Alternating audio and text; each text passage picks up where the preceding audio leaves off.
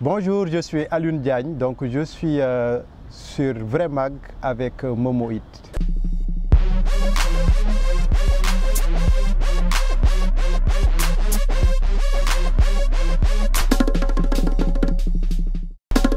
Voilà, je suis Alioune Diagne, artiste plasticien. Donc, je suis né dans la région du Sine Saloum, donc au Sénégal, Kaffrine et Fatick. Donc, j'ai fait mes études à l'École nationale des arts, où après j'ai continué mes études à l'École nationale en France, à Lyon. Et aujourd'hui, voilà, je suis venu pour la Biennale pour vous présenter une exposition qui s'appelle Eutuker. Et en même temps aussi, je suis sélectionné parmi les 59 artistes de la Biennale.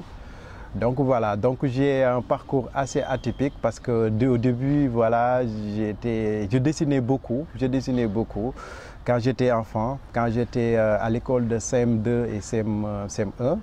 Donc j'ai beaucoup travaillé sur le dessin. On me taxait de nulard, comme la plupart du temps, quand on dessinait bien, on nous disait qu'on était nul. Voilà, mais tout le temps je dessinais en fait. C'était le seul moyen en fait que j'avais pour m'exprimer. Et à partir de là, comme j'ai été à Kaffrine, donc l'accès à la culture n'était pas facile. Donc j'ai grandi pendant 26 ans ou 25 ans sans connaître l'histoire de l'art, sans voir un seul tableau d'un artiste, sans même connaître c'est quoi réellement le dessin. Donc c'est à l'âge de 25 ans, bien sûr, que j'ai appris l'histoire de l'art, qu'on m'a montré c'est quoi la peinture, que voilà, la peinture peut être un métier plus tard. Donc voilà, donc c'est comme ça mon parcours. Ouais. Alors, premier geste du matin, dès que je me lève, soit c'est la peinture. Hein. C'est la peinture parce que mon atelier en fait se trouve à côté de ma chambre. Donc à chaque fois que je me lève, je pars directement dans mon atelier. Et je commence à faire mes premières touches de peinture de la journée. Et sans manger, hein, parce que c'est rare que je prenne mon petit déjeuner. À chaque fois que je me lève, c'est le travail. Et après, souvent aussi, j'amène ma fille à la crèche le matin. Mais si je n'amène pas ma fille à la crèche, j'attaque automatiquement la peinture, quoi. C'est ça mon geste. Alors, mon inspiration vient régulièrement, surtout la vie quotidienne. La vie quotidienne du Sénégal. Donc quand je suis ici, je fais pas mal de dessins sur la vie quotidienne. Et quand je suis en France, j'écoute les faits divers. J'écoute beaucoup les émissions radio de faits divers, comment ça se passe, comment les gens sont devenus maintenant avec la modernisation, les valeurs, il n'y a plus de valeurs. Donc il y a beaucoup de choses comme ça qui m'inspirent beaucoup. Ouais. Surtout ce côté vie quotidienne. Les émissions faits divers, quand là on voit la crise des valeurs. Et la plupart de mon travail parle les valeurs, parle la vie quotidienne, les enfants, les scènes de vie, les scènes de marché pour rendre hommage aux femmes, donc aux femmes africaines, qui pour moi jouent un rôle très important dans la vie quotidienne du Sénégal. Et je dis même que c'est elles qui tiennent le Sénégal, quoi, en gros. Alors, peut-être enseignant.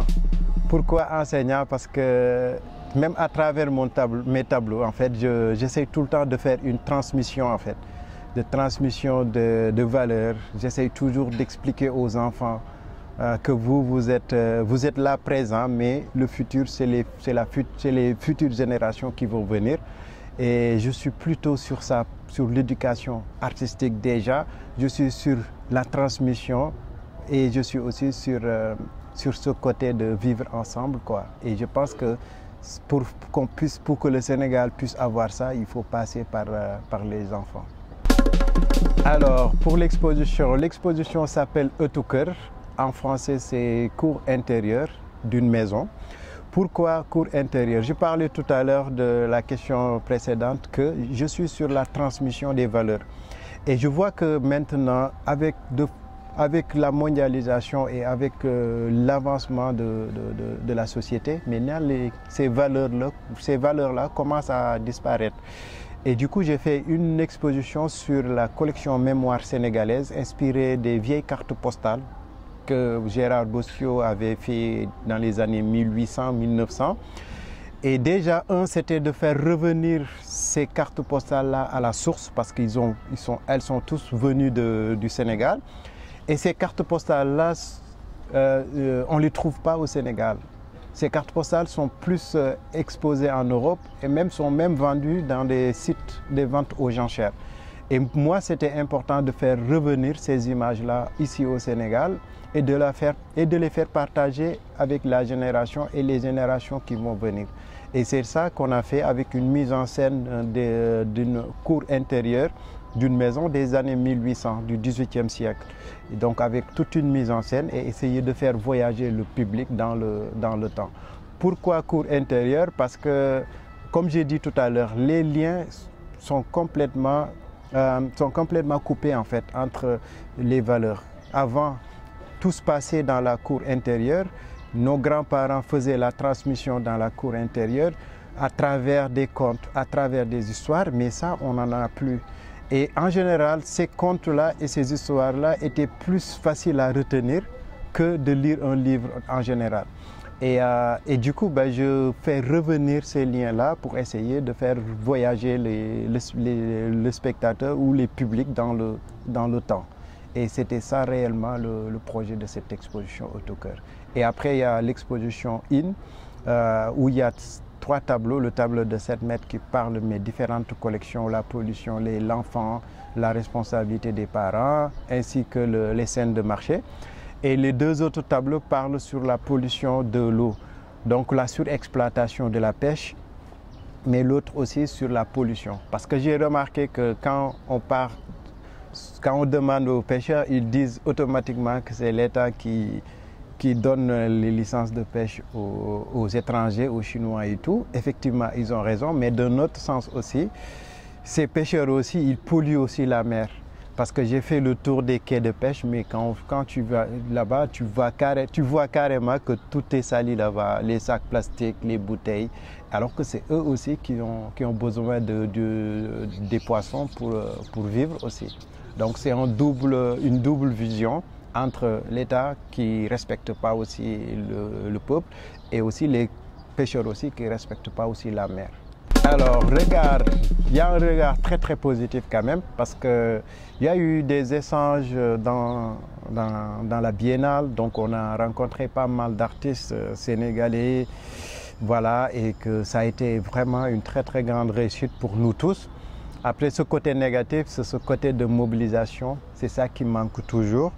Et que quand je vois les pays comme la Côte d'Ivoire, donc je vois beaucoup d'artistes qui émergent, qui bougent beaucoup. Il y a ce côté de solidarité. Je pense qu'on pourrait être très très très haut si on était plus solide, plus solidaire, quoi. Et je pense qu'il faudra qu'on en travaille parce qu'il faut absolument qu'on travaille sur ça. Essayer de regrouper et de faire les choses ensemble. Je pense que si on arrive à faire ça, on peut aller très très loin ensemble, quoi. Ouais, pourquoi je suis basé en France? C'est la question que les gens me parlent, voilà, comme les gens me posent. Pourquoi je suis en France? Déjà, voilà, il y a ma petite famille qui est là-bas, ma femme, mes enfants, donc pas facile de les laisser là-bas. Et de côté aussi, j'ai beaucoup appris en France aussi concernant mon évolution, concernant aussi comment je peux organiser ma carrière. Donc je pense que c'est ces 2 facteurs-là juste qui m'ont poussé à rester en France. Mais comme on dit toujours, Djambar Daoul, quoi, Daouti Dole.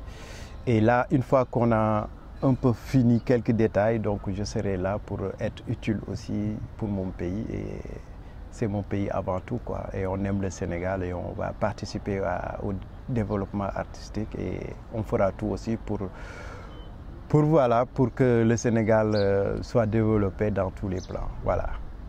Wow. Pour les projets, pour l'instant, je prévois des expositions à l'étranger. Donc avec cette exposition Autocœur qui a eu beaucoup de succès, on a reçu quand même beaucoup de visiteurs, on a reçu des milliers de visiteurs. Et il y a beaucoup de personnes dans les musées qui sont dans le monde qui sont intéressées par le projet et qui veulent que ce projet voyage un peu dans le monde. Et là, c'est le plus grand projet en ce moment. Donc, ce projet Autocœur va faire le tour du monde. Et l'autre projet, c'est essayer d'être aussi présent ici au Sénégal et de participer à l'éducation artistique et le développement artistique de notre pays avec des projets de résidence artistique. Je pense qu'on va y travailler et ça sera fait normalement pour que la jeune génération aussi puisse avoir accès à l'art, surtout à l'art visuel. Et je pense que c'est ça aussi le plus grand projet pour Dakar. Ouais.